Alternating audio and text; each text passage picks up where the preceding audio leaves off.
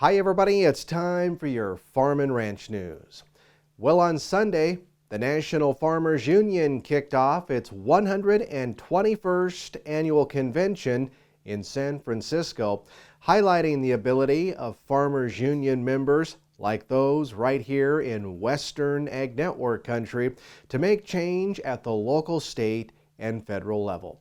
NFU President Rob LaRue said a great example of this is how their Fairness for Farmers campaign is catching the eyes and ears of lawmakers across the entire country.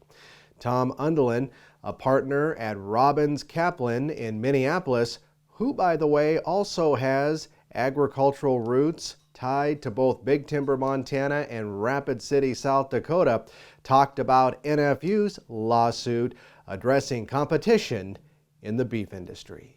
As I said, this case is a pretty familiar story, right? It's all about concentration. It is the cattle and beef antitrust litigation.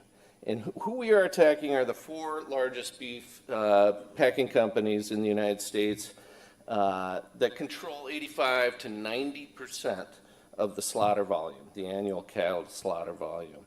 It's your typical hourglass, right? You have the upper side of the choke point, you got the lower side. We're concentrating on the seller side, upper side. Now, as the 121st annual convention continues, delegates and attendees will participate in lots of breakout sessions on a wide variety of topics, including right to repair, the new Farm Bill, and more. And of course, closing out the convention, delegates will debate and vote on NFU's grassroots policy for the new year. Get more details online at nfu.org. Well, tractors are absolutely essential to the daily life of farmers and ranchers. And this year marks the 100th anniversary of the Farmall tractor. Octane Press out of Austin, Texas, is celebrating this significant and historic milestone with the launch of a new book this year titled Farmall Century.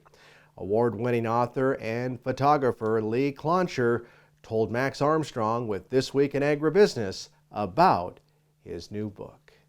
So we've got a new book for this special year called the Farmall Century, and it will cover the creation of the Farmall, actually going all the way back to the creation of IH, and we'll follow the Farmall brand right up to the modern day. So the heart and soul of the book will be Farmall up into the 1950s, but we'll also talk about how that brand lived on even to today.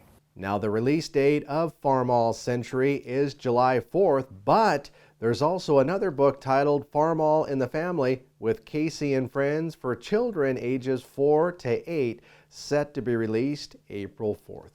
In the meantime, both books are available for pre-order at octanepress.com or, of course, anywhere books are sold.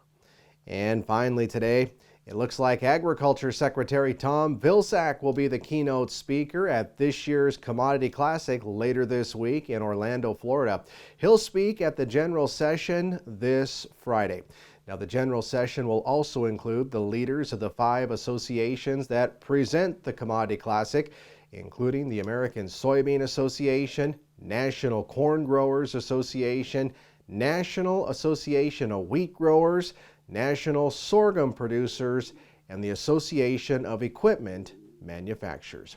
Education is a big focus at Commodity Classic. By the way, Lane Nordland and I will begin our coverage from this year's Commodity Classic starting this Wednesday, so be sure to tune in. For more information, you can also visit commodityclassic.com. That's a look at your farm and ranch news. Have a great day.